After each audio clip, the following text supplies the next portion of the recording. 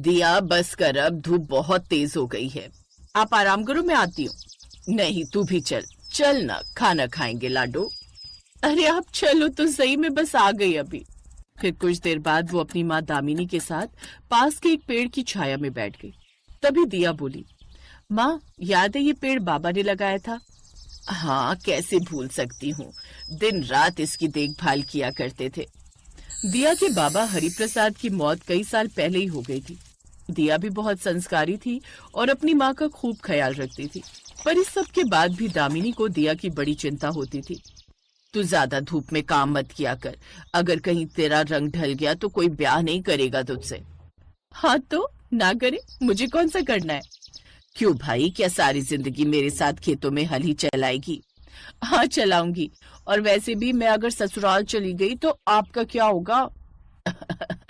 अरे पगली, हर लड़की को एक दिन ससुराल जाना ही पड़ता है, और तू मेरी चिंता छोड़ दे। अच्छा, मैं आपकी चिंता छोड़ दूं तो बताओ फिर किसकी चिंता करूं?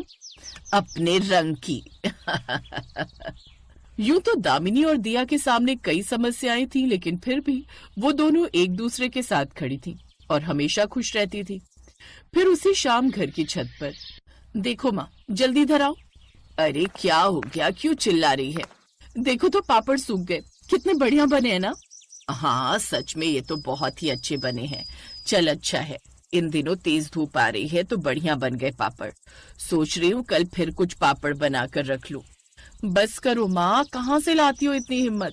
पहले सारा दिन खेती बाड़ी और फिर ये पापड़। मजबूरी और जरूरत सब करा देती है बिटिया, और फिर माता रानी भी तो हमारे साथ है ना। ऐसे ही कई दिन बीत गए।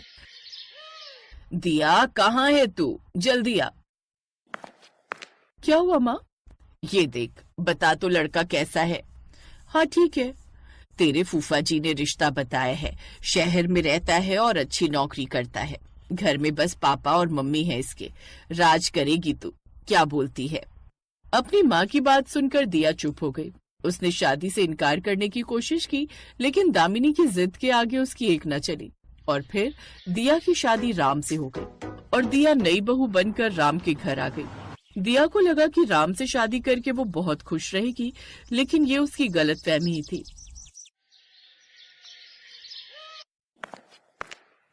माँ जी, वो सब्जियां खत्म हो गई हैं। अरे इतनी जल्दी कैसे खत्म हो गई? तुम्हें पता है ना कितनी महंगी आती हैं सब्जियां। थोड़ा हिसाब से चला करो भाई। जी माँ जी। दिया ने अपनी सास की हाँ में हाँ तो मिला दी थी, लेकिन उसे ये बात समझ नहीं आई कि वो कहाँ ज्यादा खर्च कर रही थी। उसके बाद हर गुजरते दिन के साथ उसके ससुराल वालों की असलियत उसके सामने आने लगी। सुनिए, वो घर में चीनी नहीं है। पापा जी को फीकी चाय अच्छी नहीं लगती, बताइए मैं क्या करूं? अरे 2-3 दिन की बात और है, तनख्वाह आ जाएगी तो ले आऊंगा चीनी भी, तब तक ऐसे ही काम चलाओ। दिया समझ चुकी थी कि उसका ससुराल वैसा नहीं था जैसा वो सोचती थी। दूसरी तरफ उसे अपनी माँ दामिनी की भी चिंता हो रही थी, तो इस बारे में उसने अपने ससुराल वालों से बात की। अभी रुक जाओ यार दिया, इस महीने वैसे ही इतना खर्चा हो गया है। हाँ हाँ दिया, राम सही कह रहा है। अब तुम्हारी माँ को तो अकेले ही रहना है, ऐसे बार बार जाओगी तो वो तुम्हारे बिना रहने की आदत कैसे डाल पाएंगी, बताओ जरा। बार बार कहाँ पापा जी? बेटा, एक बार कह दिया ना तो कह दिया, अगले महीने चली जाना, तुम्हें रोक थोड़ी ना रहे हम। दिया ने सब्र करके बड़ी मुश्किल से वो महीना निकाला, और फिर एक दिन। दिया, मैं एक बात सोच रहा था। हाँ बोलिए।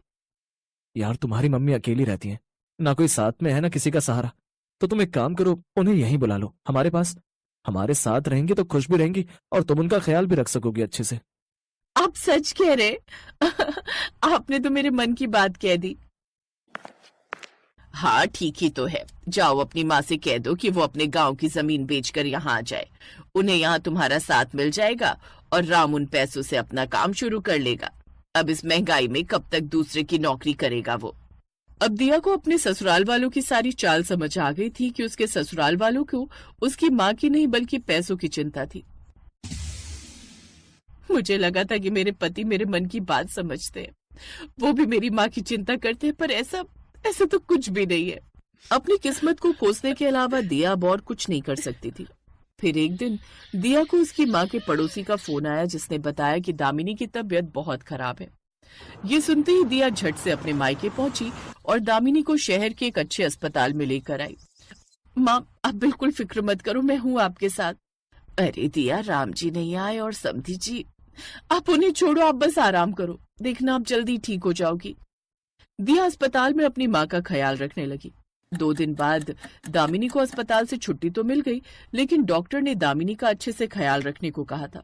तो दिया अपनी माँ को लेकर अपने ससुराल चली आई और फिर तो अब माँ जी को कहाँ रखोगी? गेस्ट रूम में रह लेंगी माँ। अरे पर कल तो घर में मेहमान आने वाले। एक काम करो, तुम उनका बिस्तर बरामदे में लगा दो। अपने ससुराल वालों की बात सुनकर दिया को बहुत बुरा लगा। इसी तरह कुछ दिन और बीत गए।